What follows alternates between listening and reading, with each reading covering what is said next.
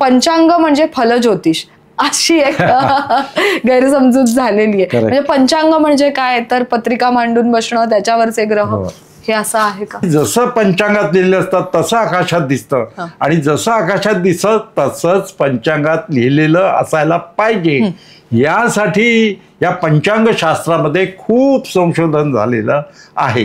पण भारत तसा एक देश आहे, इथे अशी प्राचीन संस्कृती आहे, चांद्र सौर पद्धतीचा मेळ घातलेला आहे. रेल्वेचं टाइम टेबल तसं ग्रहांचं टाइम टेबल, आकाशाचं पंचांग. तर लोकमान्य बाळ गंगाधर टिळकांनी वेदांग ज्योतिषाचं इंग्रजीत भाषांतर केलं. का तर पाश्चात्यांना कळावं आमची कालगणना किती प्राचीन आहे. समुद्राला भरती ओटी येते की नाही, त्या टायडल फोर्सेसमुळे चंद्र दूर जातोय पृथ्वीपासून. जर कोणी ग्रह लागोवरती संस्कार करून नवीन ग्रंथ लिहिल, जर गणित देणारा, तर मी त्याला 1000 रुपये बक्षीस देईन. लोकमान्य टिळकांनी 1920 मध्ये 1000 रुपये बक्षीस, विचार करा कोण येणार पुढे. पण तुमच्यापैकी कोणी नागपूरचे असतील ना तर अभिमान बाळगा.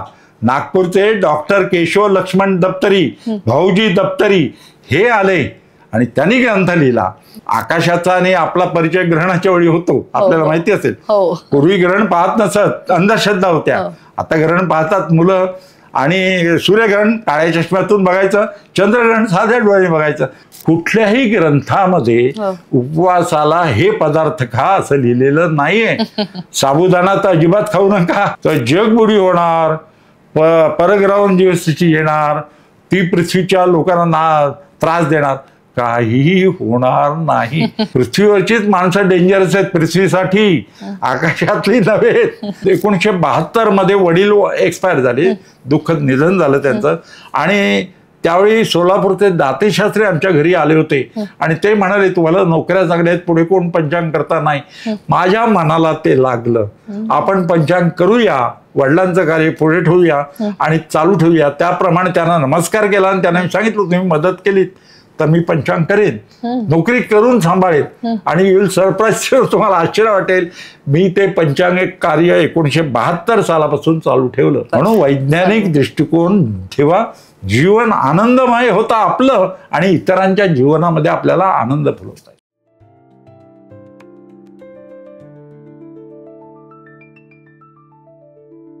नमस्कार, मराठी सृष्टी टॉक्सच्या या भागात आपल्या सगळ्यांचं मनपूर्वक स्वागत. आज आपल्या या भागामध्ये सहभागी झालेले आहेत प्रसिद्ध पंचांगकर्ते आणि खगोल अभ्यासक डाकरू सोमण. नमस्कार, मराठी सृष्टी टॉक्सच्या या भागात आपलं खूप स्वागत आहे. नमस्कार. डाकरूंना कोण ओळखत नाही अशी व्यक्तीच नाहीये. खरोखर म्हणजे मी सांगू का, आकाशाशी जडले नाते असं तुमच्या जीवनाचं समीकरण झालेलं आहे. आणि गेली अनेक वर्ष, 54 वर्ष पंचांग दिनदर्शिका करतोय. 54 वर्ष पंचांग दिनदर्शिका तर करतायतच, पण त्याचबरोबर धूमकेतू या विषयावर त्यांनी 100हून जास्त व्याख्यानं दिली आहेत. त्याचबरोबर खग्रास सूर्यग्रहण यावर 100हून जास्त व्याख्यानं आहेत. गीता रहस्यावर व्याख्यानं आहेत.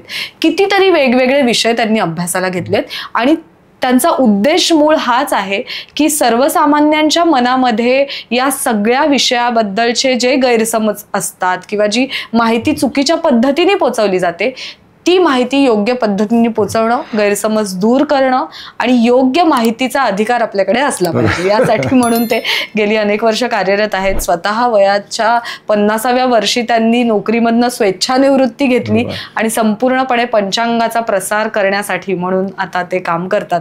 तर मराठी विज्ञान परिषदेच्या मुंबई शाखेतर्फे सुद्धा त्यांना सन्मानित करण्यात आलेला आहे. अनेक पुरस्कार त्यांच्या नावे त्यांना प्राप्त झालेले आहेत. मुळातच पंचांग म्हणा, खगोल विज्ञान म्हणा, खगोलशास्त्र याविषयी जे गैरसमज आहेत ते आज आपण ह्या भागातून थोडेसे दूर करूया. आता पंचांगांवर सुरुवातीला घेते.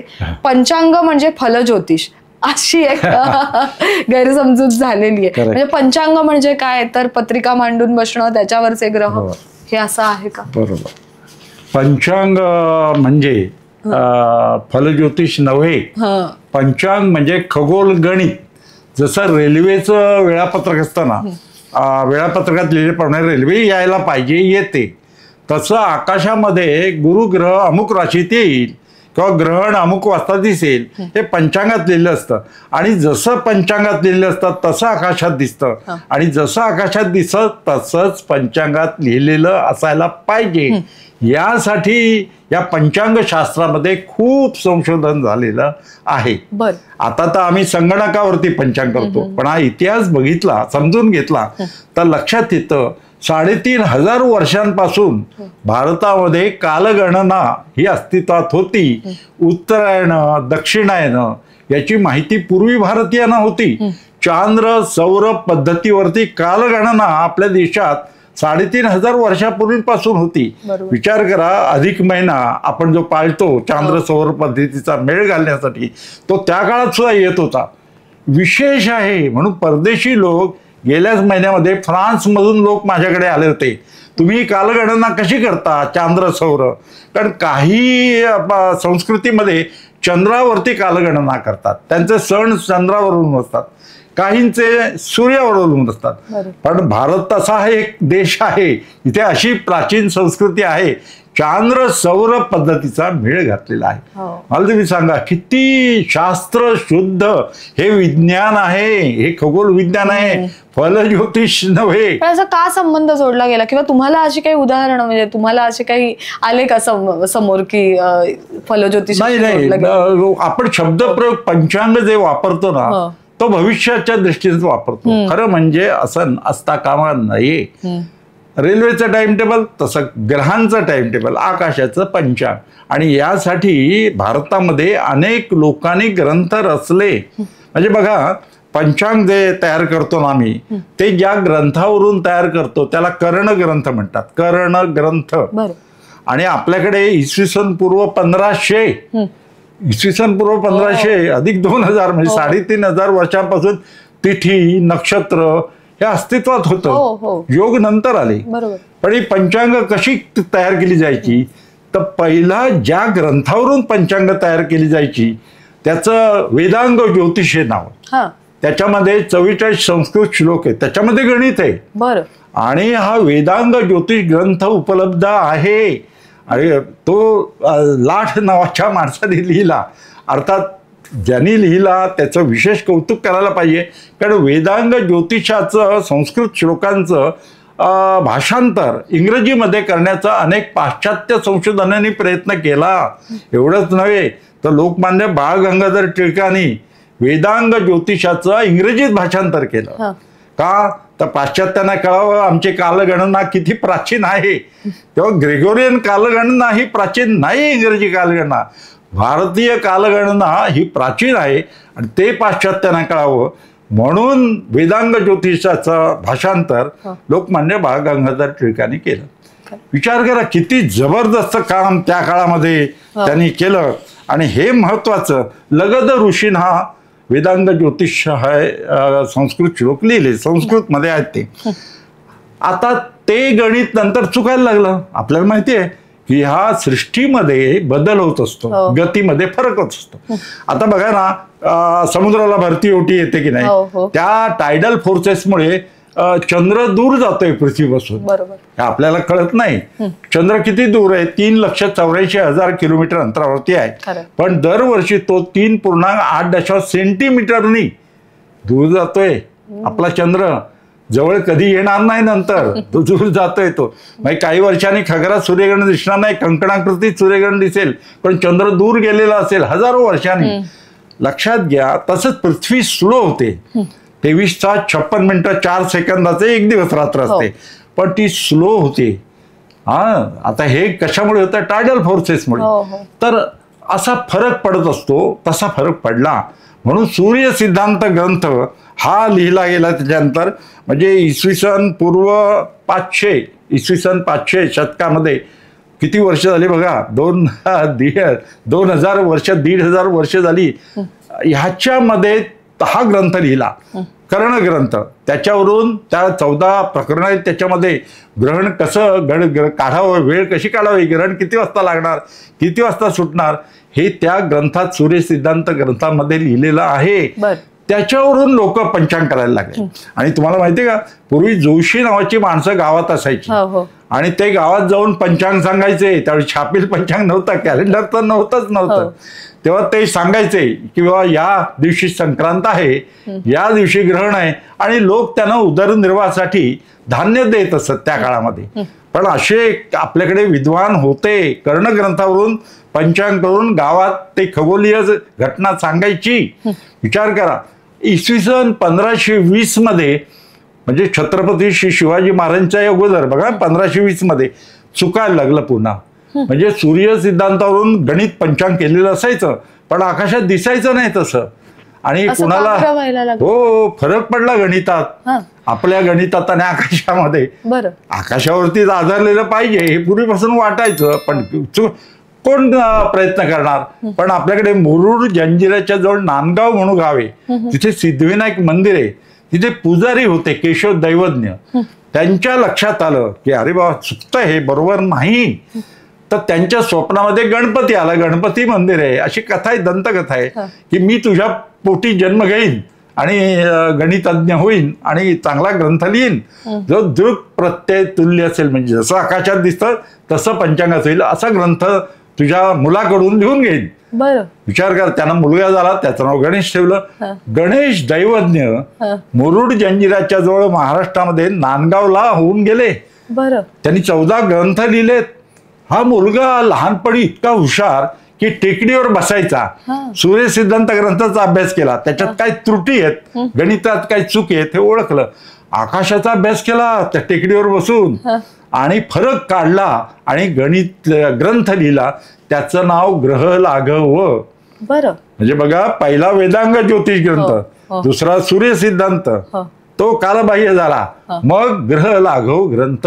आणि हा ग्रह लाघव ग्रंथ दृक गणित देणारा, म्हणजे जसं गणितात उत्तर येतं तसं आकाशात दिसतं, जसं आकाशात दिसतं तसं त्या ग्रंथावरून गणित करता येतं. काश्मीर टू कन्याकुमारी पर्यंत पंचांग करते. त्यावेळी छपाई नव्हती, त्यावेळी ते मुखोद्गत ग्रंथ करायचे, संस्कृत ग्रंथ आहे तो. आणि विचार करा, हा ग्रंथ महाराष्ट्रात निर्माण झाला, आपल्या मुरुड जंजिऱ्याच्या जवळ नांदगावला गणेश दैवज्ञाने केला. त्यांनी 14 ग्रंथ लिहिले. विचार करा किती विद्वान ग्रंथ. आणि 1520 नंतर ग्रह लाघवीय पंचांग प्रसिद्ध व्हायला लागली. ग्रह लाघवीय पूर्वीची सूर्य सिद्धांत ग्रंथावर आधारलेली, त्याच्या पूर्वीची वेदांग ज्योतिषावरती आधारलेली इतकी संस्कृती आहे बघा. नंतर पुन्हा 1520 नंतर पुन्हा बदल व्हायला लागला. आणि 1920 मध्ये एकदा तर पंचांगात ग्रहण दिलेलं होतं, आकाशात दिसलं नाही. कुणाच्या मनाला लागलं, कुणाच्याही नाही. लोकमान्य बाळ गंगाधर टिळक यांच्या मनाला ही गोष्ट लागली, अरे पंचांगात गणित ग्रहण आहे आणि आकाशात दिसलं नाही, हे आपलं पंचांग असं होता कामा नये.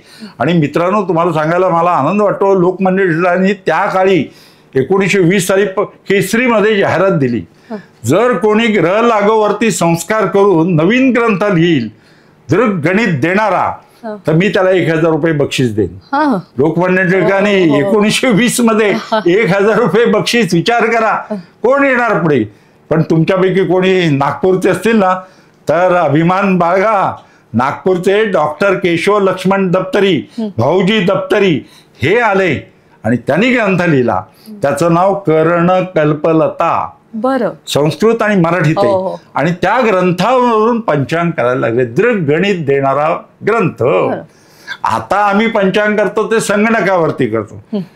त्यामुळे पुढची सगळी डेल्टा टी म्हणतो एरर जी आहे ती सगळी त्याच्यामध्ये ऍडजस्ट केली जाते. तुम्ही मला विचारलं पुढच्या 100 वर्षात ग्रहण कधी आहेत, कुठून दिसणार आहेत, मी सांगू शकतो, सांगू शकतो. पुढच्या 5 वर्षात गणेश चतुर्थी कधी आहे किंवा आषाढी एकादशी कधी सांगू शकतो. कारण आता संगणक आला. त्याकाळी हाताने गणित करायचे आणि संस्कृत ग्रंथावरून छपाई नव्हती. पहिलं छापील पंचांग 1841 मध्ये छापलं गेलं शिळा प्रेसवरती. विचार करा, पाटील नावाच्या ग्रहस्थानी ते शिळा प्रेसवर छापलं आणि देवजी रखमाजी मुळे यांनी ते पंचांग केलं होतं 1841 साली. पहिलं छापील पंचांग. त्याच्यापूर्वी हस्तलिखित पंचांग असायची. आणि हस्तलिखित पंचांगात बघितलेला आश्चर्य वाटतं, गावामध्ये गणित करून ग्रहण कधी होणार आहे, गणेश चतुर्थी कधी आहे, संक्रांत कधी आहे, हे सगळं जोशी नावाची माणसं सांगत असत. किती विद्वान, किती, तुम्ही मला सांगा ना, किती विद्वत्ता ही भारत. म्हणून पाश्चात्य लोक अभ्यास करतात त्याचा. म्हणून लोकमान्य टिळकांनी तो ग्रंथ इंग्रजीत लिहिला, वेदांग ज्योतिषाचं भाषांतर. पण आता संगणकावरती गणित करतो. आत्ताची पंचांग आहेत ना, किंवा दिनदर्शिका म्हणा, त्या सर्व आपण जर बघितलं तर दृग गणितावरती आधारित आहे, ॲक्युरेट आहेत. फ्रॅक्शन ऑफ ए सेकंड एवढ्या वेळात ते ग्रहण दिसतं आकाशामध्ये. त्या वेळेत आपल्याला साधारण आकाशाचा आणि आपला परिचय ग्रहणाच्या वेळी होतो, आपल्याला माहिती असेल. पूर्वी ग्रहण पाहत नसत, अंधश्रद्धा होत्या. आता ग्रहण पाहतात मुलं. आणि सूर्यग्रहण काळ्या चष्म्यातून बघायचं, चंद्रग्रहण साध्या डोळ्याने बघायचं. तर या वेळा ज्या असतात ना ते असतं.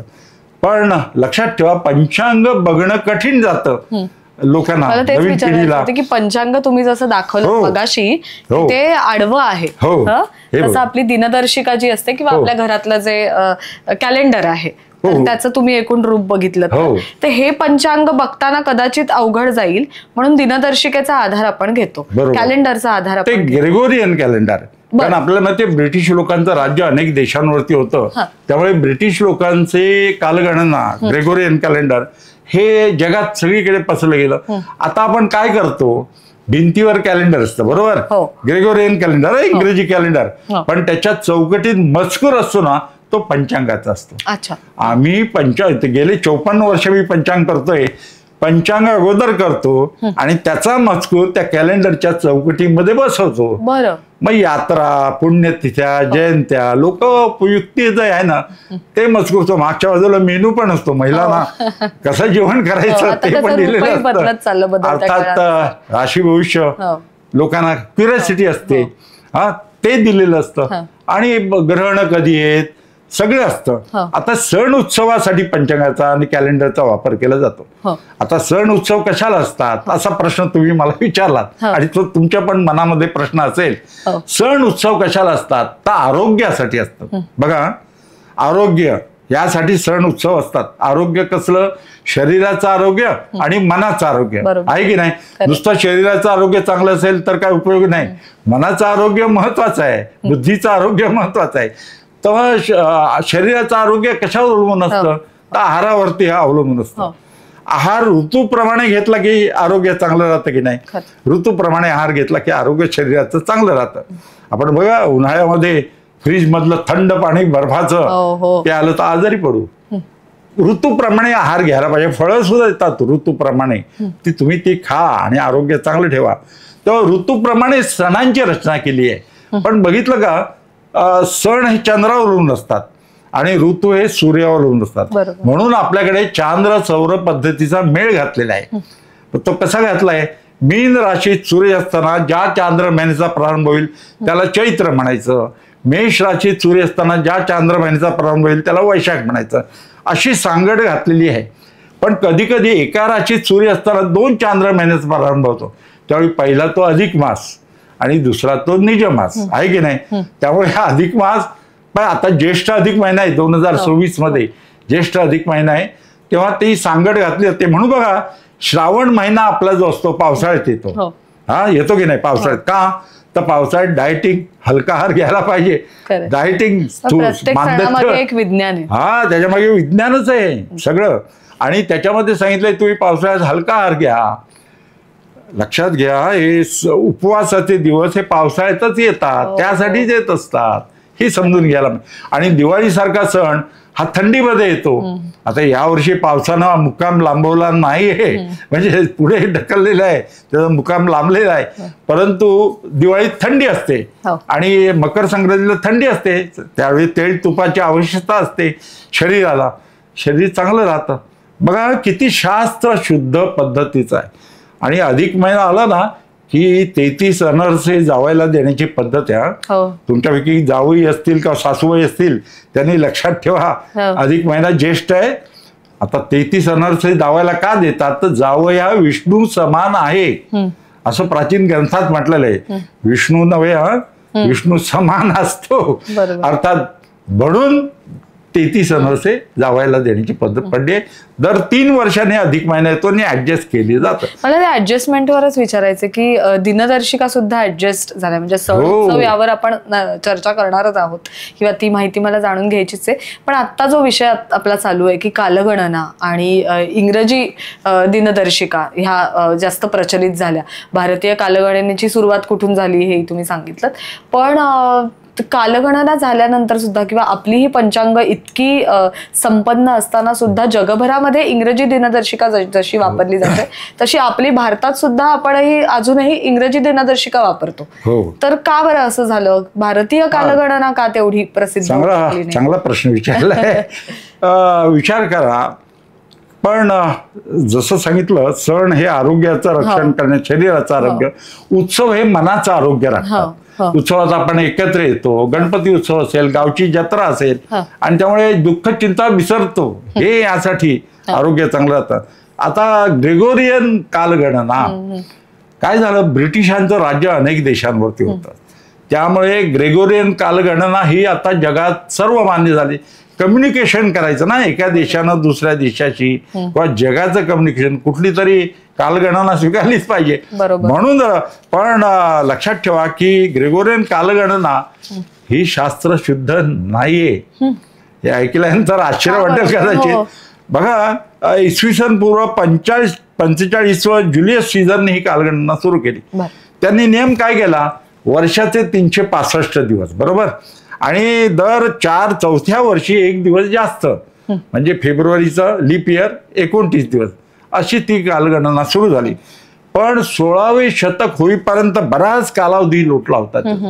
आणि नंतर 13वा ग्रेगोरी पोप यांनी शतकपूर्तीचा अंक 4ने भागला तरी तो मानला जाऊ नये. 400ने भाग गेला तरच तो त्या फेब्रुवारीचे 29 दिवस असं मानावं, असं त्यांनी काढलं. त्यामुळे ते ऍडजस्ट पुन्हा होत गेलं. तरी सुद्धा 0.000 फरक आहे त्याच्यामध्ये, आणि तो 3000 वर्षांनी साधारण पुन्हा ऍडजस्टमेंट करावी लागेल. परंतु भारतामध्ये 1752 मध्ये आपण ही 13वा ग्रेगोरियन कॅलेंडर ही स्वीकारलं. त्याच्या अगोदर जुलियन तारखा होत्या, आणि ह्या ग्रेगोरियन कॅलेंडर, इंग्रजी कॅलेंडर जे आता आहे ते आपण 1752 मध्ये 2 सप्टेंबर नंतर एकदम 14 सप्टेंबर 12 दिवस ऍडजस्ट केले गेले.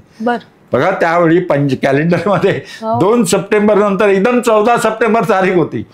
आता पगार कसा दिला गेला असेल माहित नाही, जास्त दिला असेल, कमी दिला असेल, पण त्यावेळेचे जे दिवस आहेत ना, म्हणजे बघा 1752 पूर्वीचे त्या ज्या जन्मतारखा आहेत ना, त्या जुलियन जन्मतारखा आहेत. आपण थोरा मोठ्यांचे जन्मदिवस साजरे करतो, ते जुलियन तारखा आहेत. त्या ग्रेगोरियन मध्ये कन्वर्ट करायला पाहिजे. खरं म्हणजे 12 दिवस ऍड केले पाहिजे, आणि ती तारीख ही आत्ताची ग्रेगोरियन. म्हणजे बघा, आपण पाळतो जुलियन तारीख, पण असतो आपण ग्रेगोरियन कॅलेंडर वापरतो, त्याच्यामध्ये ती तारीख चुकीची आहे की नाही मला सांगा. ऍडजस्टमेंट केली त्यामुळे ग्रेगोरियन आपल्याला करावं लागलं. ग्रेगोरियन ही जास्त ॲक्युरेट आहे जुलियन पेक्षा, पण आपण प्राचीन ग्रंथात ज्या तारखा येतात ते जुलियन येत आहेत, त्यामुळे त्या खरं म्हणजे ग्रेगोरियन मध्ये कन्व्हर्ट करून त्या वापरल्या. पण आतापर्यंत तसं का नाही होऊ शकलं? म्हणजे नाही, काय झालं, जुलियन तारीख आहे ना, त्या तारीखचा अंक तोच वापरला जातो ग्रेगोरियन मध्ये. खरं म्हणजे असं होता कामा नये, ग्रेगोरियन तारीख वापरली पाहिजे. बरोबर आहे. आजही इंग्रजी, माझा जो प्रश्न होता की इंग्रजी दिनदर्शिका, मग ती भारतीय कालगणना आता आपण कशा पद्धतीने वापरू शकतो, या सगळ्या पंचांगांचा नेमका उपयोग, म्हणजे जसं सण उत्सवांसाठी तुम्ही सांगितलं तसा नेमका उपयोग आपल्याला काय होतो? हा चांगला प्रश्न विचारलाय. बघा, एक म्हणजे धार्मिक कार्याला जे मुहूर्त असतात ते, नंतर दुसरी गोष्ट खगोलीय उपयोग आहे. आकाशात ग्रहण कधी दिसेल, विधान युती कधी दिसेल, किंवा सुपरमून कधी दिसेल, या सगळ्या गोष्टी पंचांगात दिलेल्या असतात. खगोलीय घटना या दिलेल्या असतात. गुरुग्रह कुठल्या राशीत आहे ते दिलेलं असतं, तर ह्या घटना दिलेल्या. नंतर शेतीशास्त्राला उपयोग होतो. पाऊस कसा पडेल, पर्जन्य नक्षत्र ते दिलेलं असतं. आणखी महत्वाची गोष्ट म्हणजे शेतीशास्त्राचे मुहूर्त त्याच्यामध्ये असतात. तेव्हा हे धर्मशास्त्र शेतीशास्त्र, आधुनिक खगोल विज्ञान, या सर्वांसाठी पंचांग म्हणजे खगोल गणित, खगोलाचं वेळापत्रक हे दिलेलं असतं. आणि ते आता कॅलेंडरच्या फॉर्मॅटमध्ये, तारीख इंग्रजी पण मजकूर तो दिले असतो, पंचांगाचा मजकूर. आणि तो आता संगणकावरती जरी गणिताचा असतो, विश्वासार्ह असतो. त्यामुळे मतभेदाचा प्रश्नच नाही ते. फक्त काय माहितीये का, भारतामध्ये उत्तर भारतात पौर्णिमांत महिने आहेत. पौर्णिमेला म्हणजे तिकडे बघितलं असेल, तुमच्या लक्षात आलं असेल, श्रावण महिना 15 दिवस अगोदर सुरू होतो. श्रावण महिना म्हणजे आपला आषाढ कृष्ण पक्ष असतो ना, तो उत्तर भारतात श्रावण कृष्ण पक्ष असतो. बरं. म्हणजे तिकडे पौर्णिमेपासून पौर्णिमेपर्यंत महिना असतो, त्याला पौर्णिमांत मास म्हणतात. आणि आपल्याकडे अमांत म्हणजे अमावास्येपासून अमावास्येपर्यंत चांद्र महिना असतो. हा फरक आहे. इंदिरा गांधी पंतप्रधान असताना सर्व पंचांगकर्त्यांची सभा बोलावली होती दिल्लीमध्ये, की एकमत करा, भारताचं एकच पंचांग पाहिजे. पण वा, क्षमा करा, पंचांगकर्ते स्वतःला इतके पंडित समजतात, दुसऱ्याचं ऐकून घ्यायला तयार नाही. माझंच बरोबर आहे. माझं म्हणणं दृढ गणित. महाराष्ट्रामध्ये आम्ही पंचांग करते, एकत्र येतो आणि आपापसात चर्चा करतो, मतभिन्नता असेल तर. आणि कारण काय झालं, ग्रंथ प्राचीन आहेत ना धर्मशास्त्राचे, खगोल गणित एकच येतं, सर्वांचं ग्रहणाबद्दल एकच दिवस असतो, एकच वेळ असते. फक्त धर्मशास्त्राचं तो वेळ बदलतो, तो दिवस बदलतो, तो वेगवेगळे ग्रंथ आधारभूत धरले जातात. परंतु धर्मसिंधू, निर्णय सिंधू, पुरुषार्थ म्हणजे हे ग्रंथ जे आहेत ना, ते प्रमाणभूत मानले जातात. आणि महाराष्ट्रात आम्ही पंचांगकर्ते एकत्र येऊन निर्णय घेतो, तो सर्व जनता महाराष्ट्रात पाळते. आत्ताच आपण बघितलं, दिवाळीमध्ये लक्ष्मीपूजन बरोबर 21 तारखेला त्यांनी केलं. त्याप्रमाणे मतभिन्नता असता का चालेल, पण मतभेद असता का मात चालेल. आता तुम्ही मला सांगा, अधिक महिना ठरवताना ते अमांत पद्धत घेतात उत्तर भारतात. मग तीच अमांत का घेतात, मग ते पौर्णिमांत का बदलत नाही, हा प्रश्न त्यांना या वर्षीचा श्रावण त्याच्यामुळे थोडासा गोंधळ उडाला की इंटरनेटवर त्यांच्या पद्धतीने श्रावण सुरू कधी होणार त्याची माहिती दिलेली किंवा त्याची तारीख दिलेली. आणि श्रावण महिना महत्वाचा, कारण तुम्हाला माहिती आहे, नवीन विवाह झालेला असेल ते श्रावण शिवामूठ वाहतात. ते कशाला वाहतात सांगू का लगेच? शिवामूठ का वाहतात, तर आपल्या घरी आलेल्या सुनेला एक मूठ धान्य द्यायची सवय व्हायला पाहिजे, म्हणून दर श्रावण सोमवारी शिवामूठ व्हायला सांगितलं. मला सांगा, किती धर्मशास्त्र आहे, किती नीतिशास्त्र आहे, किती ग्रहस्थाश्रमी शास्त्र आहे. माणसानं माणसाची माणसासारखं वागावं हे आपलं धर्मशास्त्र सांगतं. आणि भक्तिपूर्ण आहे की नाही. तुम्ही बघा ना, पाण्यात भक्ती मिसळकी तीर्थ बनतं, अन्नामध्ये भक्ती मिसळकी प्रसाद बनतो, गीतामध्ये भक्ती मिसळकी प्रार्थना बनते. तसं कार्यात भक्ती मिसळली ना कामात, की ते काम न राहता सेवा होते. म्हणून प्रत्येक कामात भक्ती, वैज्ञानिक सुद्धा प्रयोग करताना भक्तीपूर्ण प्रयोग करतात. भक्ती पाहिजे. आणि महत्वाची गोष्ट, सकारात्मक दर्शन घ्यायला पाहिजे. आपलं जीवन आपणच घडवत असतो ही श्रद्धा आपल्या मनाशी पाहिजे. बरोबर आहे, बरोबर आहे. अगदी तुम्ही योग्य असंच सांगितलं की आपण जिथे शास्त्र असं म्हणतो, त्या शास्त्र म्हणजेच विज्ञान खरं तर. आणि त्यामुळे शास्त्राला तो विज्ञानाचा आधार असला की मग ते सगळं आपल्याला पटत जातं. किंवा अशा पद्धतीने पुढची पिढी आहे ना, ते आर्टिफिशियल इंटेलिजन्सच्या जगात जगते. ते आईला, वडिलांना, आजी आजोबांना विचारतात की का डाव्या सोंडेचा गणपती का चांगला, उजव्या सोंडेचा गणपती कडक असतो का? लगाच प्रश्न आहे की नाही. उजव्या सोंडेचा गणपती कडक नसतो. सोंड डावीकडे का असते, तर डाव्यात मोदक असतो, उजवात आशीर्वाद देतो, म्हणून सोंड डावीकडे केलेली असते. लक्षात घ्या, कार्यकारण भाव पुढची पिढी विचारते. मी का करू उपवास, तर डायटिंगच्या भाषेत सांगितलं तर ते त्याला पटतं. बस शरीरात मांदे येता कामा नये म्हणून हलका आहार घ्यायचा. कुठल्याही ग्रंथामध्ये उपवासाला हे पदार्थ खा असं लिहिलेलं नाहीये. साबुदाणा तर अजिबात खाऊ नका. साबुदाणा तयार करताना तुम्ही बघितलात ना तर खाणार नाही, आणि डॉक्टर सुद्धा सांगतात आरोग्याला चांगला नाही साबुदाणा. तसं बटाटा हा भारताचा नव्हेच. हे कसं काय आलं माहित आहे. आपण यज्ञात जे वाहतो, यज्ञात ते खायला परवानगी आहे, तांदूळ सोडून. खरं सांगू का, हलका आहार, फळा आहार हा घ्यावा उपवासाला. डायटिंग करावं, मान द्या शरीरातलं. बरोबर. ते महत्वाचं आहे. तर कार्यकारण व पुढची पिढी वैज्ञानिक कारण काय असं विचारते. तेव्हा आई वडिलांनी नाही सांगितलं तर गुगलवरती सर्च करतात. बघा पुढची पिढी हुशार आहे, ती विचारते की का नवरात्र 9 दिवसाचं का असतं, तर 9 अंक आणि निर्मिती शक्ती याची पूजा असते, संबंध आहे. बघा आपल्याला बी पेरल्यानंतर 9 दिवसामध्ये अंकुरतं, गर्भधारणा झाल्यापासून 9 महिने 9 दिवसांनी मूल जन्मायचं, म्हणून नवरात्र 9 दिवसाचं असतं. कारण निर्मिती शक्तीची पूजा आहे. शेतामधलं धान्य घरात आलेलं असतं आणि विजयादशमी साजरी करतो आपण. गणपतीला पार्थिव गणेश पूजन का करायचं असतं, तर ती मातीची पूजा असते, वसुंधरेची. कारण शेतात धान्य तयार होतं, मग अशा वेळी पृथ्वीची पूजा, म्हणून पार्थिव गणेश पूजन. आणि म्हणून शेतावर जायचं, तिथलीच माती घ्यायची, तिथेच मूर्ती बनवून तिथेच पूजा करून लगेच विसर्जन करायची.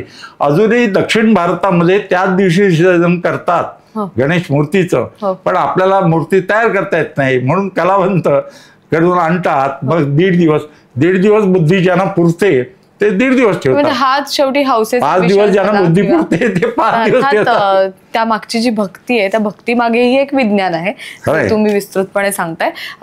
अनेक घटना आतापर्यंत म्हणजे तुमच्या कारकिर्दीमध्ये खगोलीय घटना तुम्ही खूप पाहिलेल्या आहेत की जेव्हा कुठे अशी मोठी घटना घडणार असते, म्हणजे मला आठवतं की एक साधारण 2000च्या नंतर एक अफवायुक्त बातमी पसरलेली की जगबुडी होणार. तेव्हाही तुमचा सल्ला अनेक वाहिन्यांनी घेतला होता आणि त्यावेळेला तुम्ही स्पष्ट सांगितलं होतं की अशा प्रकारची काही जगबुडी होणार नाही, मात्र हळूहळू जग बुडू नये यासाठी मात्र खबरदारी आपण प्रत्येकाने पर्यावरणाच्या दृष्टीने, आपण निसर्गाची काळजी घेतली ना तर निसर्ग आपली काळजी घेईल. खरं. आपण जर काळजी घेतली नाही तर तो कशाला काळजी घेईल आपली.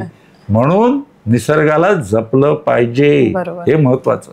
अशा महत्वाच्या काही घटना तुम्ही सांगू शकाल का, कोणत्या कोणत्या पाहिल्यात? मला आठवतं 16 फेब्रुवारी 1980 हा दिवस माझ्या आयुष्यातला खगोलीय घटना, म्हणजे खग्रास सूर्यग्रहण भारतातून दिसणार होतं आणि आम्ही ते पाहायला मराठी विज्ञान परिषदेतर्फे अंकोल्याला ट्रिप काढली होती, कारवार जवळ अंकोला. लोकसत्तेमध्ये मी 1 वर्ष अगोदर लेख लिहिला होता, लोकांनी बघायला जावं खग्रास सूर्यग्रहण. तुम्हाला काय सांगू, ग्रहण म्हटलं की एवढी घाबरतात लोक. ग्रहणामध्ये भाजी चिरू नये, विकृत मूल जन्माचा वगैरे, रात्री पानं मिटणारी वनस्पती पानं मिटते आणि म्हणे ग्रहणात जेवायचं नाही. वाघ सुद्धा वाघापुढे उभं राहिला, वाघ माणसाला कोण वाटेल ते सांगत होते खग्रास सूर्यग्रहण. कोणी बघितलंय, कारण पूर्वीचं खग्रास सूर्यग्रहण 90 वर्षापूर्वी झालेलं होतं, भारतातून दिसलेलं. 80 साली आम्ही प्रयोग करायचे, त्यावेळी ठाणे नगरपालिकेकडून आम्ही लाजाळूचं झाड नेलं होतं. पानं मिटतं की नाही रात्र झाल्यानंतर, तसं ग्रहणाच्या वेळी ते बघितलं. आणि तुम्हाला अंत्यापैकी 2 माणसं ग्रहणात जेवली प्रत्यक्ष. त्या गावामध्ये गेलो ना अंकोल्याला, सकाळी पोहोचलो आणि तुम्हाला सांगतो दरवाजे खिडक्या बंद, रस्त्यावर कोणी नाही. मग मी एका घराचा दरवाजा वाजवला. म्हटलं कोण तुम्ही? म्हटलं मी आक्रोश म्हणून मुंबईतून मला एक ग्रहण बघायला तुमच्या गावातून फिरणार नाही. म्हणे आम्हाला सरकारनं सांगितलंय ग्रहण बघू नका, डोळे जातील. मग त्याला सांगितलं, चष्मा दाखवला, ग्रहण चष्मा. बरोबर आहे, साध्या डोळ्यांनी सूर्याकडे पाहायचं नसतं, मग ग्रहण चष्म्यातून बघायचं असतं. तर ग्रहण चष्मा त्याला दाखवला, खिडकीतून त्याने बघितला आणि बाहेर आला. आणि बायकोला सांगितलं आधी येऊ नको, मी बाहेर बघतो. बाहेरून कडी लावली आणि भीत सूर्याकडे बघितलं. सकाळची वेळ होती, त्याला म्हटलं ग्रहण लागायचं संध्याकाळी. आणि काय सांगू तुम्हाला, तो मनुष्य माणसाळला आमच्यात आला. आणि कोकणामध्ये खेडेगावात काय तर शेजारी काय चाललंय कानोसा घेत असतात. एवढे लोक आलेत, बघितले, शेजारी पाजारी आपोआप आले, त्यांना चष्मे दिले. आणि त्याला विचारलं मला गाय बांधून देशील का बाहेर, कारण गाय चारा खाते की नाही मला बघायचं होतं ग्रहणामध्ये. 7 खात ग्रहणाच्या वेळी.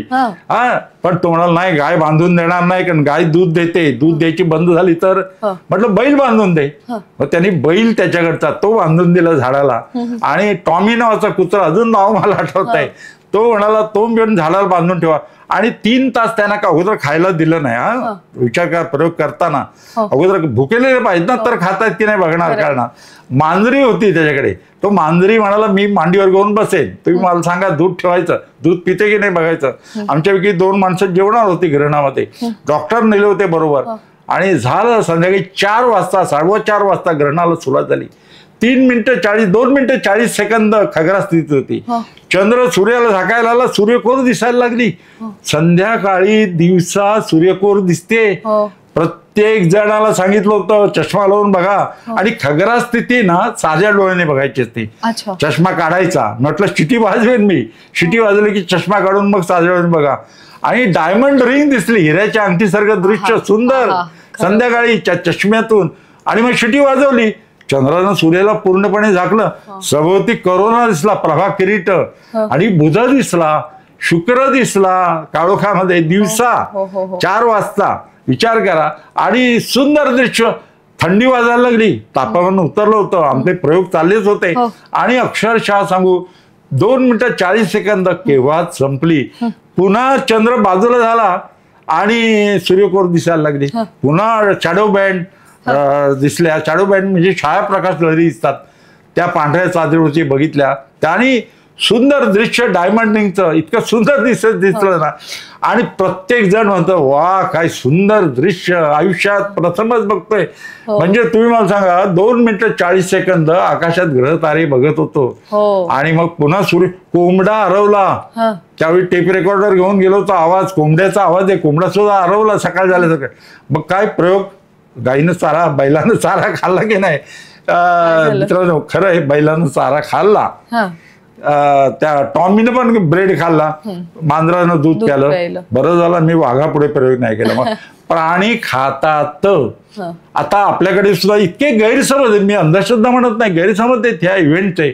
काय लोकांना वाटतं पाणी ओतून टाकायचे पूर्वी, पाणी भरलेलं पिंपातलं ओतून टाकत असत. विचार करा, तलावात पाणी येतं तर काय वेगळं येतं का? नंतर तलावातलंच पाणी आपण पुन्हा भरतो की नाही? आता ग्रहणातच तलावात असतो की नाही? साधं कॉमन सेन्स आता आपण ज्याला म्हणतो ना, मुलं पुढची पिढी हसेल हे ऐकल्यानंतर. मला आठवतं गिरगावामध्ये तर नळ यायचा पाण्याचा, म्युन्सिपालिटी नळ सोडायची आंघोळी करायला. आंघोळ करायला हरकत नाही हो, पण ग्रहणात काही निषिद्ध होत नाही. उलट आपण उड्या गाडीवरचे पदार्थ भेळपुरी खाल्ली ना, ते जास्त डेंजरस होतात.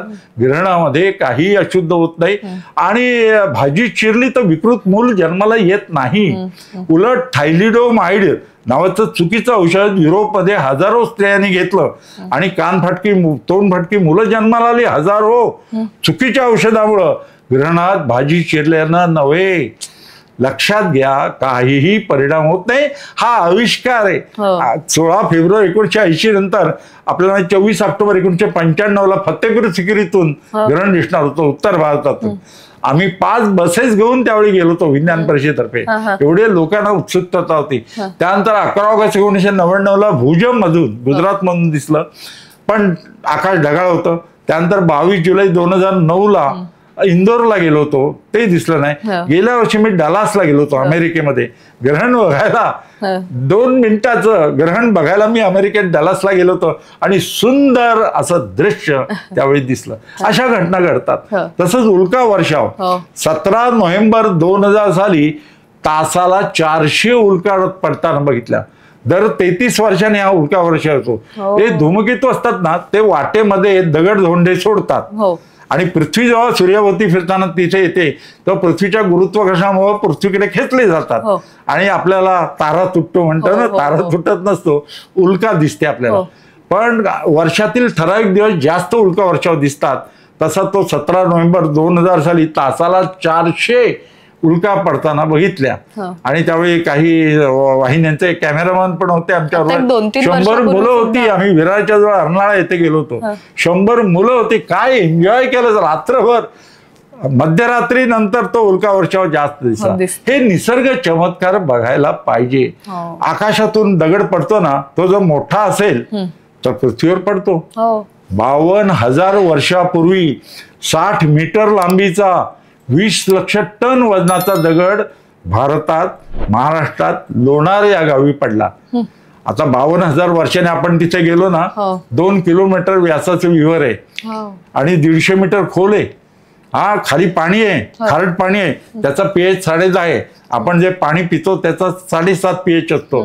लाल लिटमस पेपर घेऊन जा आजही, तो पाण्यात बुडवा, निळा होतो.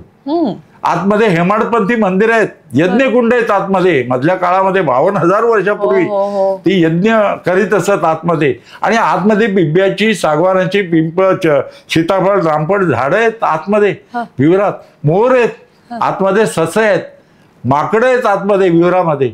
अवश्य जा.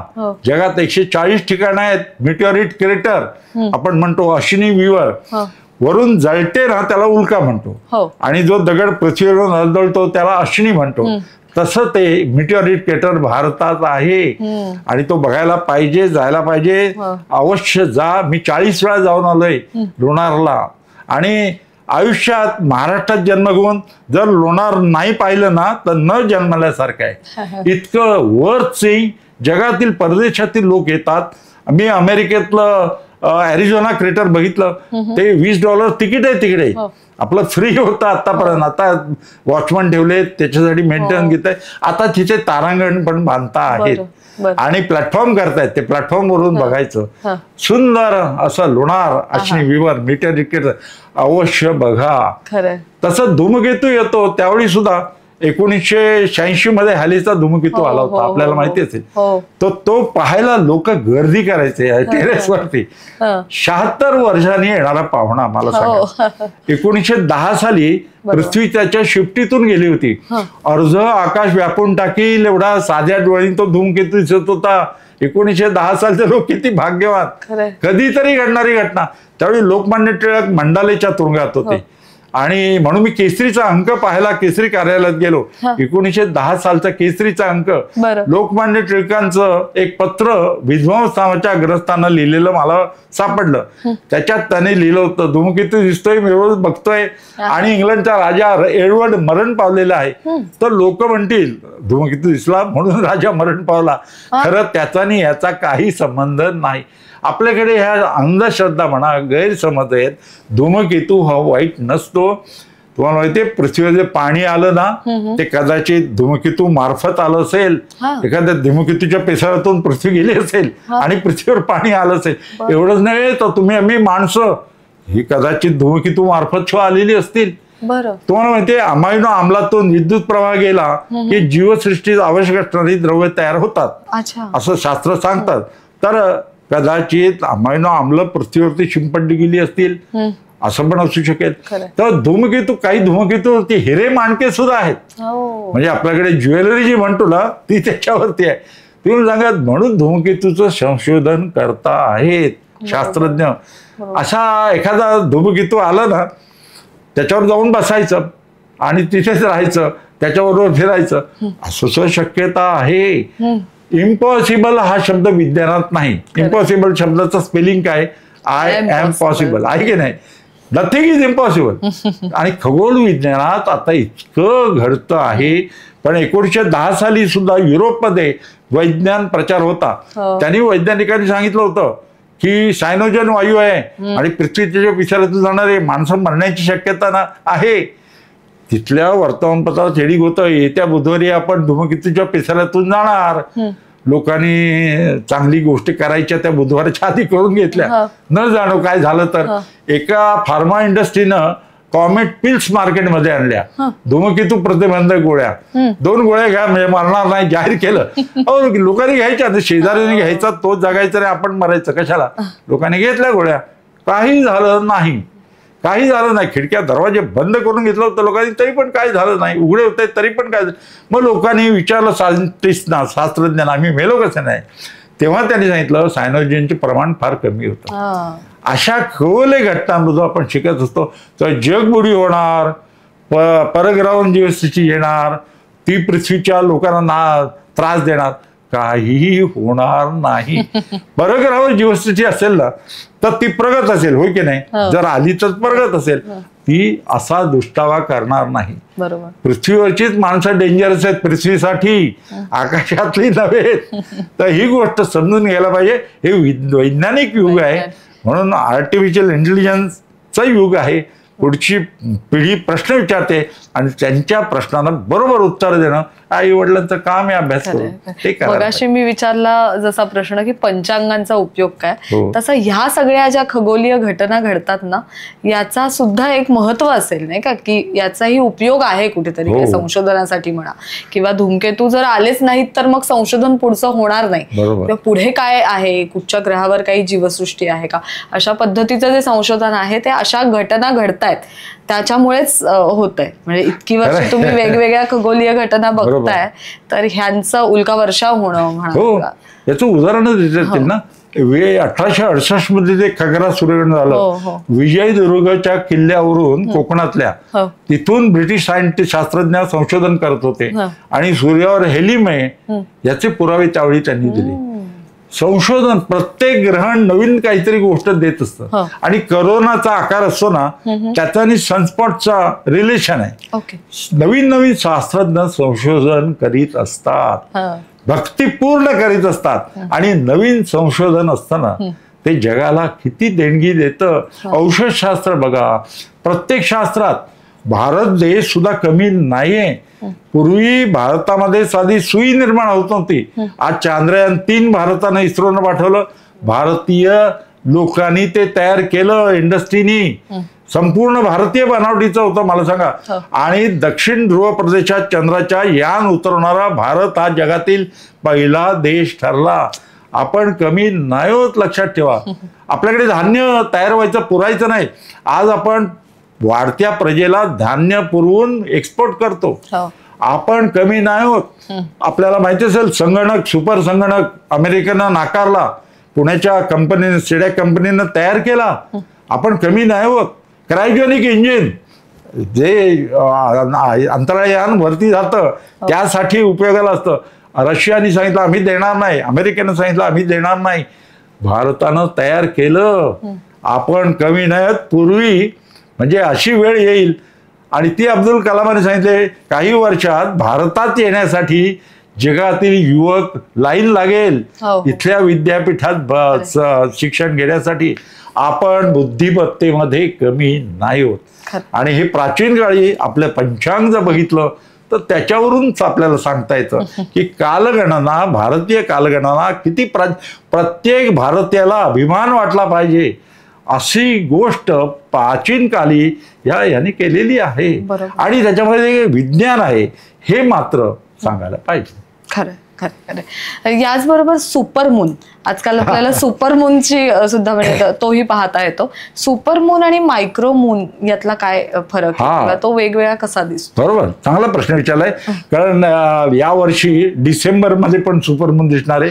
लक्षात घ्या सुपरमून म्हणजे काय तर पौर्णिमेच्या दिवशी चंद्र जर पृथ्वीजवळ असेल आला, चंद्र 3,84,000 किलोमीटर आहे सरासरी अंतर, परंतु तो जवळ येतो आणि दूर जातो आपल्याला माहितीये.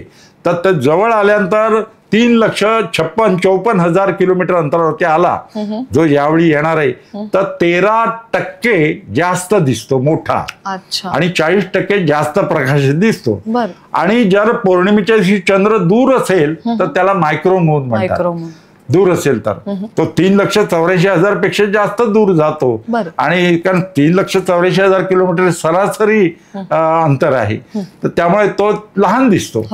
तर त्याच्यापेक्षा 14% मोठा सुपरमूनच्या दिवशी दिसतो आणि 30-40% प्रकाशित जास्त दिसतो. तेव्हा सुपरमून बघा पुढच्या डिसेंबर मध्ये 2026 मध्ये पण सुपरमून आहे, दिसणार आहे. 2025 हे वर्ष जे आहे ना ते सुरू झाल्यापासूनच अगदी बऱ्याच जणांकडनं असं म्हटलं जातं किंवा एकूणच 2025 मध्ये जगाने सुद्धा अशा विविध घटना अनुभवल्या की ज्या खूप विघातक आहेत, विघातक झाल्या. तर अनेक निष्पाप जीव गेले, अनेक वेगवेगळे अपघात झाले. तर 2025 हे वर्ष फार घातदायक आहे असं जे म्हटलं जातं, त्याचा एकूण जर तुम्ही अभ्यास केलात तर तुम्हाला काय वाटतं? खरं सांगू का, घातक नाही. आपल्याकडे काही गैरसमज आहेत. आता नेहमी प्रश्न विचारतात की ग्रह माणसांचे जीवन घडवतात का, प्रश्न विचारतात लोक. हा, ग्रह माणसांचे जीवन घडवतात पण आकाशातील ग्रह नव्हेत तर माणसाच्या मनातील ग्रह. कुठले ग्रह? आग्रह, विग्रह, दुराग्रह, संग्रह 99.9% आपणच आपलं जीवन घडवत असतो. आपण दुसऱ्याला दोष देणं सोपं आहे त्या क्षणीला. लक्षात घ्या, तसं नाही. तसं 2025 हे वाईट वर्ष नाही आहे. आपल्याला सध्या काय झालं माहितीये, म्हणून आपण जर बघितलं ना तर आपले संत महंतांनी सांगितलं निर्भय राहा, निर्भय राहा. बघा जीवनाचं किती सुंदर, म्हणजे माणसानं माणसाची माणसासारखं वागावं हे एक तत्व, आणि निर्भयपणे जगा, घाबरायचं नाही. आता काय झालं, प्रत्येक प्रोफेशन मधले लोक घाबरवतात का, तर पैसे काढ, प्रत्येकाचं दुकान चालायला पाहिजे. कारण पैसे काढण्यासाठी म्हणू शका देव सुद्धा, म्हणून मी सांगतो देव हा कडक नसतो. कडक असेल तर तो देवच नव्हे, तो कृपाळू असतो. चूक झाली तरी क्षमा करतो, तरच तो देव आहे, नाही ना का. तसं 2025 वर्ष हे वाईट घटनांचं नाही. कितीतरी चांगल्या घटना घडलेल्या आहेत. पण या काय होतं, न्यूज असेल ना बातमी, तर ती वेगळी दिली घाबरवणारी, तर ती बातमी होते. आणि या मीडियातून असा लघुग्रह आदळणार, लोक विसरून जातात. 1982 मध्ये सगळे ग्रह सूर्याच्या एका बाजूला येणार होते, मला आठवतं. आणि त्यावेळी मी आकाशात ग्रह ते दाखवत असे दुर्बिणीतून सुद्धा दाखवत असे, आणि काही घडलं नाही. त्यावेळी जगबुडी होईल, हे होईल, वाईट होईल, अमुक होईल असं ज्योतिषकारांनी दिलं होतं, पण काही घडले नाही. 99% जग चांगलंच आहे, म्हणून जग चाललंय ना सुरळीतपणे. 1% वाईट आहे, त्याची न्यूज होते आपल्याला. 2025 हे वर्ष चांगलं गेलेलं आहे, आणि थोड्याशा घटना या दरवर्षी घडत असतात, त्या आपल्या लक्षात येतात, आणि त्या आपण लक्षात राहतात. म्हणून सांगितलं ना, वर्तमान काळात जगा. आपण काय करतो, असतो वर्तमान काळात, पण भूतकाळ आठवतो, आणि भूतकाळ आठवला की दुःखद घटना जास्त आठवतात, आणि भविष्यकाळ आठवतो, आणि भविष्यकाळ आठवलं ना तर चिंता वाटते. असतो वर्तमान काळात, रिक्षा आली, बस आली तरी दिसत नाही आपल्याला, अपघात होतो. वर्तमान काळात जगा.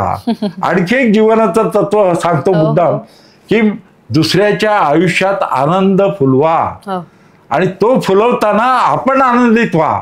तो जीवनाचा खरा उद्देश आहे. दुसऱ्याला अत्तर लावायला गेले की आपला हात आपोआप सुगंधित होतो की नाही, होतो. तसंच आहे, दुसऱ्याच्या जीवनामध्ये आनंद फुलवा. म्हणून ईश्वर म्हणजे काय, तर ईश्वर म्हणजे चैतन्य, हे समजून घ्यायला पाहिजे. मला तेच विचारायचंय की या सगळ्या गोष्टींबरोबर तुम्ही थोडासा आध्यात्मिक दृष्ट्या सुद्धा व्याख्यान, किंवा तिथेही आपल्याला योग्य माहिती किंवा योग्य शास्त्र आणि योग्य विज्ञान पोचलं पाहिजे लोकांपर्यंत. ईश्वरामागचं सुद्धा एक विज्ञान आहे, परमेश्वरामागचं विज्ञान आहे. ही ईश्वरीय पूजा नेमकी कशा प्रकारची असा चांगला प्रश्न विचारलाय.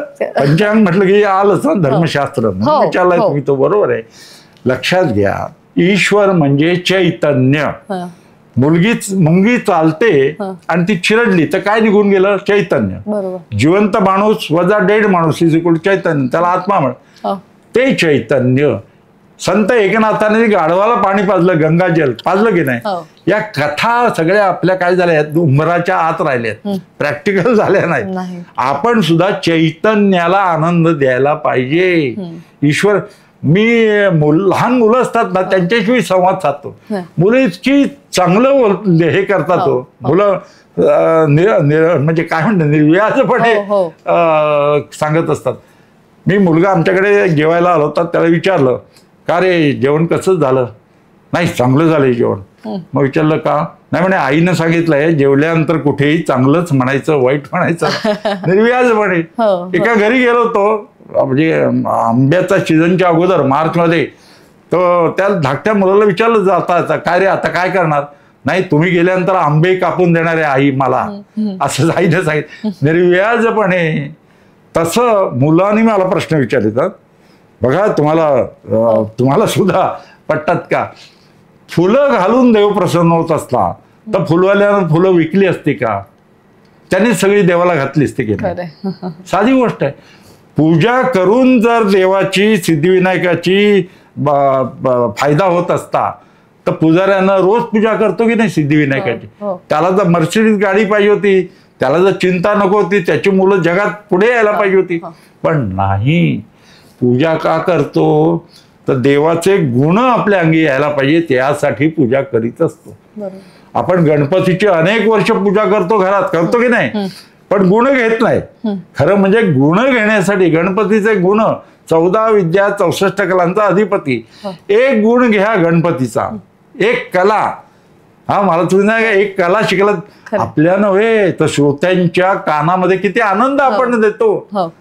एक कला शिकलो तर, गायन असो वाद्य असो, एक कला जरी आयुष्यात शिकलो तरी आपलं जीवन सार्थकी लागतं. एक विद्या, गणपतीची पूजा म्हणजे त्याचे गुण आपल्या अंगी आले. कृष्णाची पूजा म्हणजे काय, बासरी वादन. म्हणजे विचार करा, गायी सुद्धा लुब्ध व्हायच्या.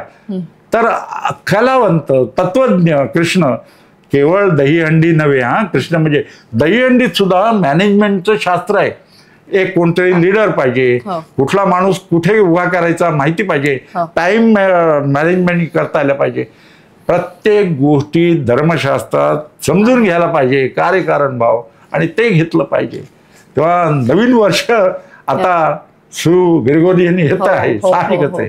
खरं, नवीन वर्ष येत आहे आणि नवीन वर्ष तुम्ही मगाशी म्हणालात तसं की नवीन वर्षामध्ये काय होणार या बाबतीतही अनेक वेळेला म्हणजे मला वाटतं की दरवर्षीच तो सल्ला तर तुमच्याकडनं घेतलाच जातो. मात्र नवीन वर्षात काय घडामोडी, नवीन काय आम्हाला पाहायला मिळणार आहे, सगळेजण उत्सुकता असते ना आपल्याला. जशी जीवनात पुढे काय होणार आहे, पुढचं वर्ष वाढदिवस सारा की पुढचं कसं होणार आहे, सगळं आपल्या हातात असतं. आता पृथ्वीवर काय घडणार आहे, राजकारणात काय घडणार आहे सांगता येत नाही, पण आकाशात काय घडणार आहे ते मात्र खगोल याच्यामुळे सांगता येतं. काही विशेष घटना घडणार तो सांगतो. 12 गोष्टी सांगतो. पहिली गोष्ट म्हणजे सुट्ट्या. नवीन वर्षाचं कॅलेंडर घरी आलं की सुट्ट्या बघतो. आता या वर्षी महाशिवरात्र ही रविवारी आलेली, ती सुट्टी बुडाली. हा, त्यानंतर लक्ष्मीपूजन हे रविवारी आहे 8 नोव्हेंबरला. त्यानंतर 2 सुट्ट्या एका दिवशी आलेल्या आहेत. एक म्हणजे स्वातंत्र्य दिन आणि पारसी न्यू इयर हे 15 ऑगस्टला एका दिवशी आले, म्हणजे एक सुट्टी बुडाली. तुमच्या भाषेत चाकरमान्यांना सुट्ट्यांचं आकर्षण जास्ती असतं. तसंच बुद्ध पौर्णिमा आणि महाराष्ट्र दिन एका दिवशी, ती एक सुट्टी बुडाली. तर 24 सुट्ट्या आहेत, त्यापैकी या 2 अशाच बुडालेल्या आहेत. त्यांचं ज्येष्ठ अधिक महिना आहे पुढच्या वर्षी 17 मे 2026 ते 15 जून 2026 ज्येष्ठ अधिक महिना आहे. आणि या ज्येष्ठानंतर पुढे चैत्र महिना अधिक येणार आहे. चैत्र अधिक येणार आहे. गुढीपाडवा झाल्याचा 1 महिना अधिक महिना, गुढीपाडवा अधिक महिन्यातच करायचा आहे. कधी 2029 मध्ये पुढचा अधिक महिना पण सांगतोय चैत्र असणार आहे, लक्षात येतं. त्या वर्षी काय करायचं, गुढीपाडवा अधिक महिन्यात करायचा. रामनवमी 1 महिन्यानंतर होणार आहे, चैत्र शुक्ल नवमीला. आणि जानेवारी विवाह इच्छुक आहेत ना त्याच्यासाठी मुहूर्त कमी आहेत 2026 मध्ये. म्हणजे जानेवारी आणि ऑगस्ट ते डिसेंबर 6 महिने विवाहाचे मुहूर्त नाही आहेत. पण आम्ही अलीकडे काही ग्रंथांचा आधार घेऊन काढीव मुहूर्त देतो, अडीअडचणीच्या वेळी घ्यायचे विवाह मुहूर्त, आणि ते दिलेले असतात. कारण पुढच्या वर्षी शुक्र असताय, अधिक महिना आहे आणि सिंहस्थ सुरू होते. गुरु सिंह राशीत आल्यामुळे सिंहस्थ असतं आणि तो नाशिक त्र्यंबकेश्वरला सिंहस्थ आहे पुढच्या वर्षी.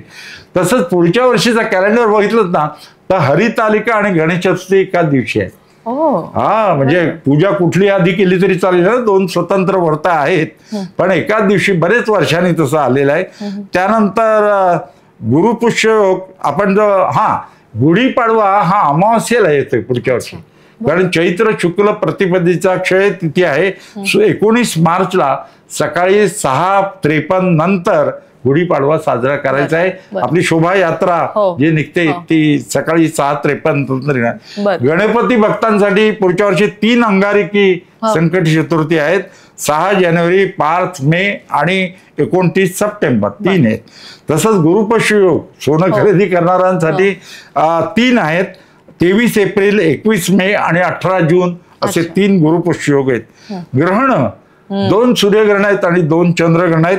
त्यापैकी 17 फेब्रुवारी कंकणाकृती सूर्यग्रहण आहे, ते भारतातून दिसणार नाही. 12 ऑगस्टचा खगरा सूर्यग्रहण भारतातून दिसणार नाही, स्पेन मधून दिसणार आहे. मी त्यावेळी स्पेनला जाणार आहे असं आता ठरवलेलं आहे. आणि 2 चंद्रग्रहण आहेत, त्यापैकी 3 मार्चचं चंद्रग्रहण ग्रहणातच चंद्र उगवणार आहे आणि 28 ऑगस्टचं चंद्रग्रहण भारतातून दिसणार नाही. तर पुढच्या वर्षी एकच ग्रहण भारतातून दिसणार आहे, चंद्रग्रहण. हे लक्षात ठेवा. सुपरमून दिसणार आहे 24 डिसेंबर 2026 साली. चंद्रबिंब बघा मोठा दिसणार आहे आणि सिंहस्थ आहे. यावेळी मित्रांनो आपल्याला माहितीच आहे गुरु सिंह राशीत आला की सिंहस्थ असतो. कुंभमेळा भरतो नाशिक त्र्यंबकेश्वरला दर 12 वर्षांनी. तसा यावेळी कुंभमेळा पुढच्या वर्षी 2026 ला सुरू होत आहे. यावेळी त्रिखंडी कुंभमेळा आहे. त्रिखंडी म्हणजे गुरु ग्रह आहे ना तो वक्री होतो, पुन्हा सिंहराशीत येतो, पुन्हा वक्री होतो, सिंहराशीत, असं 3 वेळा होत आहे. त्यामुळे त्रिखंडी सिंहस्थ कुंभमेळा आहे आणि लाखो गोदा स्नानासाठी लोक येतात. आता बघा स्नान करतात त्यांना वाटतं पाप जातं आपलं. का म्हणजे खरं सांगायचं तर पाप जातं गोदावरी स्नान केल्यानं, पण ते कुठलं पाप जातं? नकळत घडलेलं पाप जातं. कळत घडलेलं पाप जात नाही, हे लक्षात ठेवा. 31 ऑक्टोबर 2026 ते 24 जानेवारी सिंहस्थ आहे. दुसरा खंड 25 जून 2027 ते 26 नोव्हेंबर 2027 आहे आणि तिसरा त्रिखंडी 28 फेब्रुवारी 2028 आणि 14 जुलै 2028. असं 3 वर्ष महाराष्ट्रात नाशिक त्र्यंबकेश्वरला सिंहस्थ कुंभमेळा आहे.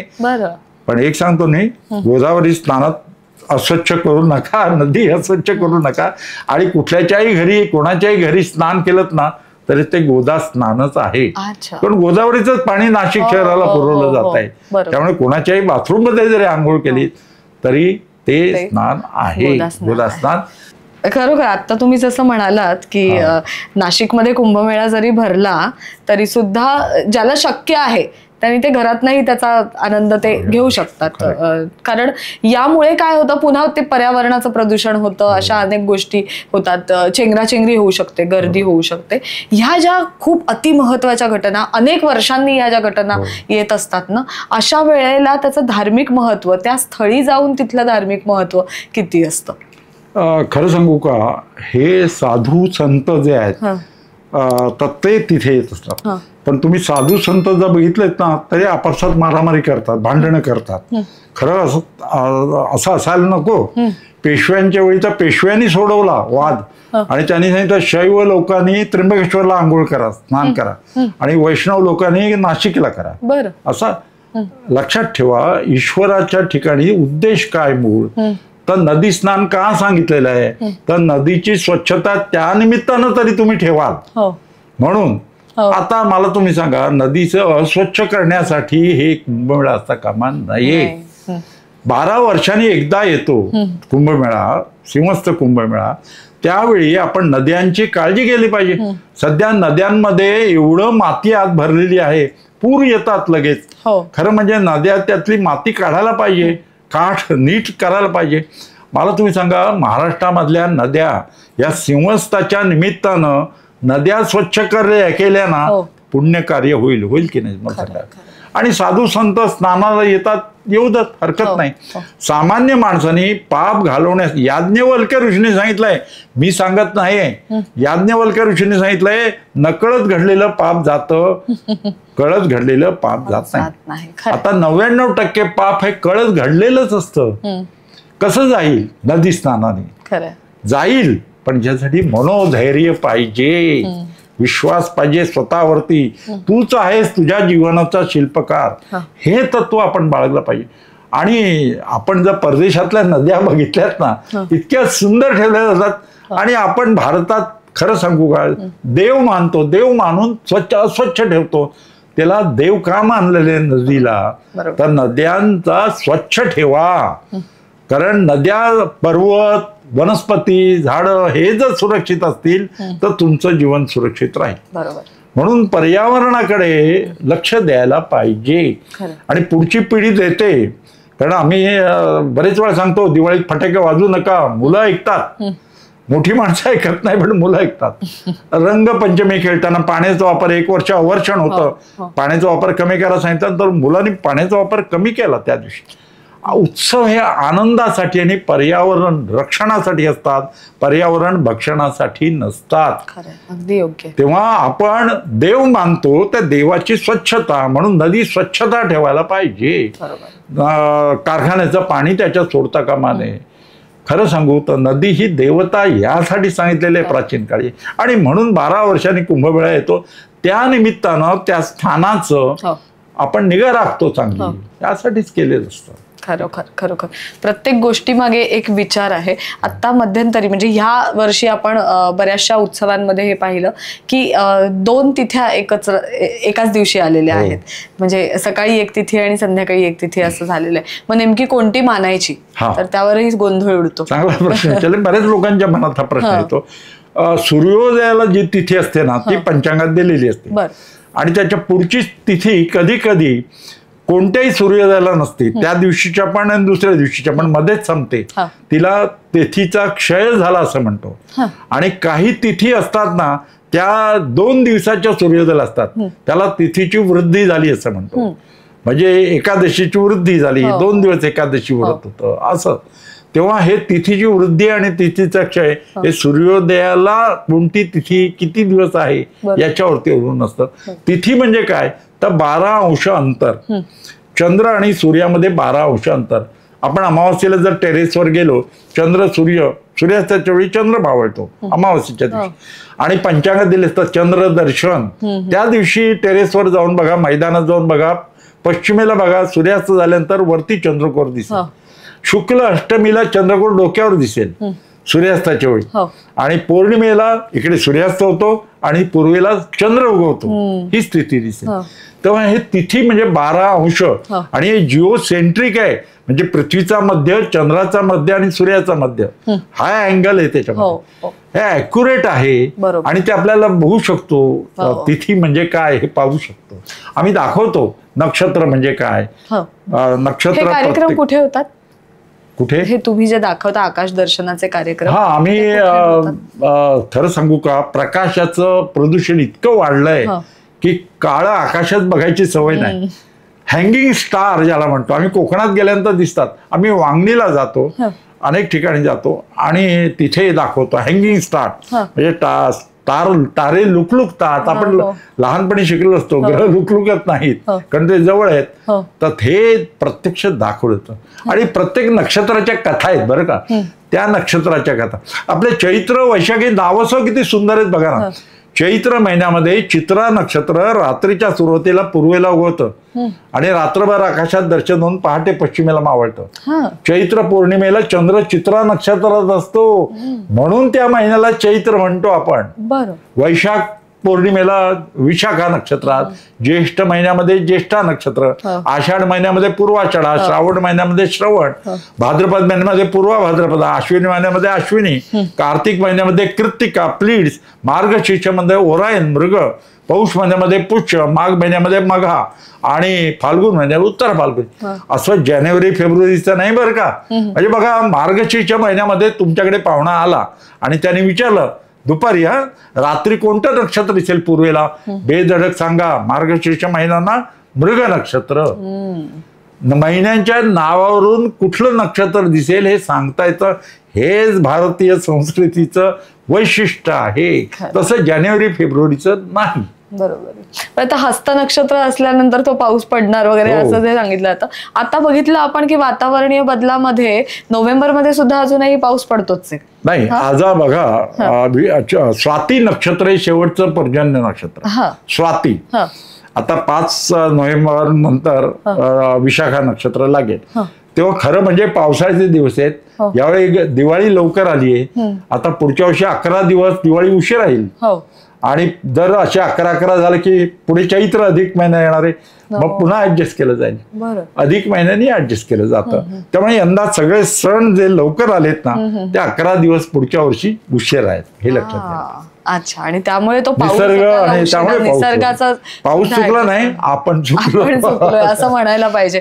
आपण नेहमी म्हणतो की पाऊस तो लांबलाय, तसं नाहीये. ऑक्टोबरमध्ये पाऊस असतो. हो हो हो. त्यामुळे त्या आपल्या ऍडजस्टमेंट मध्ये कुठेतरी चूक झालेली आणि पर्यावरणाचं बदल होतोय. It takes time. असं एका वर्षात काही वेळा बातमी येते ना, महासागराची उंची वाढणार, तसं वाढणार नाही. बरोबर. हिमालय वितळणार, काहीही तसं होत नसतं. एका वर्षात होत नसतं, हजारो वर्षात बदल होत असतो. घाबरण्याचं कारण नाही, निर्भय राहा. आज बातमी आली आणि उद्या झालं नाही, असं होत नाही. हे हा सगळा प्रचार प्रसार करणं हे का महत्वाचं वाटलं तुम्हाला? म्हणजे 50व्या वर्षी सर्व्हिस सोडून तिकडनं निवृत्ती घेऊन फक्त पंचांगांचा आणि खगोलशास्त्राचा प्रचार प्रसार करणं हे काम तुम्ही हाती घेतलं.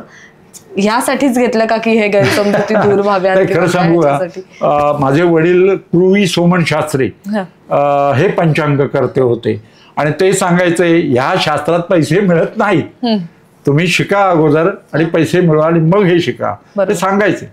तर त्यावेळी मी व्हिजिट यायला गेलो, टेक्स्टाईल पदवी घेतली आणि मिलमध्ये टेक्स्टाईलमध्ये राहिलो.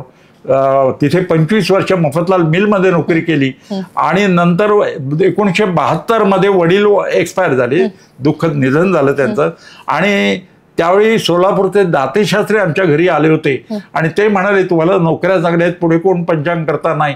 माझ्या मनाला ते लागलं, आपण पंचांग करूया, वडिलांचं कार्य पुढे ठेवूया आणि चालू ठेवूया. त्याप्रमाणे त्यांना नमस्कार केला आणि त्यांना सांगितलं तुम्ही मदत केलीत तर मी पंचांग करेन, नोकरी करून सांभाळेन आणि यू विल सरप्राईज. तुम्हाला आश्चर्य वाटेल, मी ते पंचांग कार्य 1972 सालापासून चालू ठेवलं. आणि ते जर म्हणाले नसते तर मी कदाचित पंचांग करता झालं असतं. पण पंचांग करताना माझ्यामध्ये प्रश्न निर्माण झाले की हे पुराणातलं हे सगळं बाहेर यायला पाहिजे, वैज्ञानिक व्हायला पाहिजे. म्हणून त्यातला वैज्ञानिक अभ्यास करायला सुरुवात केली, पंचांगात तसा बदल केला. आणि जसं मी नेहमी सांगतो ना, दुर्गे देवीची आरती देवळात जाऊन पुरुष वर्ग करतात, पण घरात जी आईच्या रूपानं, आजीच्या रूपानं, पत्नीच्या रूपानं, सुनेच्या रूपानं, कन्येच्या रूपानं दुर्गा आहे, ती महालक्ष्मी व्हायला पाहिजे. तिला आर्थिक व्यवहार यायला पाहिजेत, तिला सरस्वती पाहिजे, ती सुशिक्षित पाहिजे आणि ती महाकाली पाहिजे. गुंड आल्यानंतर 2 लाफा मारायची ताकद तिच्यात पाहिजे. ते करत नाही आपण. ते हे सगळं पुराणात राहिलं, कर्मकांडात राहिलं. कर्मकांडांपेक्षा तुम्ही कसं आचरण करता हे महत्व आहे. दुसरा वाईट वागला म्हणून तुम्ही वाईट वागू नका. आदर्श स्वतःचा शोधा, चांगले आदर्श समाजात आहेत ते काम करा. म्हणून मी पंचांगात विज्ञान आणि वैज्ञानिक दृष्टिकोन त्याच्यामध्ये आणि खगोलशास्त्र माझा आवडीचा छंद. खरं सांगू ना, जगात आपण कुठे होत हे खगोलशास्त्र सांगतं.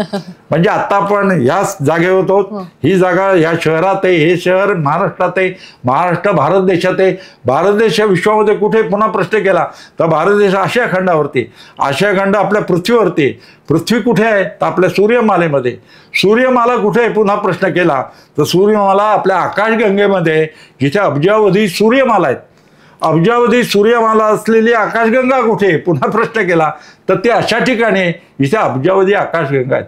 Billions of galaxies are there in the universe. अब्जावधी आकाशगंगा, त्याच्यामध्ये आपली आकाशगंगा, त्याच्यामध्ये आपली सूर्यमाला, त्याच्यामध्ये 3 नंबरचं पृथ्वी, त्याच्यावरती आशियाखंड, त्याच्यामध्ये भारत देश, त्याच्यामध्ये महाराष्ट्र. एवढ्याशा जागेवर काय स्वतःला मोठे समजतो. एसटीतल्या सीटवरून मारामारी करतात, 2 रुपये 10 रुपयावरून मारामारी करतात. खरं सांगू का, आपल्या पणजोबांच्या वडिलांचं नाव माहितीये का? नाही माहिती. तसंच आपलं होणार असतं. आपल्या आजोबांचं घरात काय आहे का? नाही. तसंच आपलं माझं माझं म्हणतो काहीही राहणार नाहीये. तेव्हा सांगायचं पाय जमिनीवर राहतात खगोलशास्त्राचा अभ्यास केला. आणि अंतर, आपण जर घरात राहिलो, दरवाजा खिडक्या बंद केल्या, आजारी पडू. पण खिडकीतून बाहेर बघितलं किंवा समुद्रावर जाऊन सी शोर बघितला, माथेरान महाबळेश्वर डोंगरावर जाऊन बघितलं, आपण म्हणतो वा, दूर जेव्हा दृष्टी जाते, ही जाते जमिनीवरती. चंद्र बघतो 3,84,000, सूर्य बघतो 15 कोटी किलोमीटर, काही तारे 1500 प्रकाश वर्ष, म्हणजे प्रकाशाला इकडे यायलाच 1500 वर्ष लागतात. ते तारे बघितल्यानंतर आनंद होतो. म्हणून आकाश दर्शन करायला पाहिजे. म्हणून खगोलशास्त्र आम्ही त्यासाठीच नवीन पिढीला आकाशाची माहिती करून देत असतो आणि ते सांगत असतो. आणि मनात ज्या गैरसमजुती असतात चुकीच्या, आताच मी सांगितल्या, उल्का पडताना बघितलं तर मनातलं खरं होतं, गैरसमज आहे ग्रहणाबद्दल आहे ते घालवण्यासाठी म्हणून हा अभ्यास प्रचार प्रसार. म्हणून वैज्ञानिक दृष्टिकोन ठेवा. जीवन आनंदमय होतं आपलं आणि इतरांच्या जीवनामध्ये आपल्याला आनंद फुलवता येईल. खरोखर उत्तम असं मार्गदर्शन केलं आज तुम्ही. आणि पुन्हा एकदा तुम्हाला ऐकायची संधी मिळाली, तुमच्याकडनं जाणून घेण्याची संधी मिळाली, त्याबद्दल आपले मनपूर्वक आभार. मराठी सृष्टी टॉक्स कडनं एक छोटीशी भेट आपल्याला.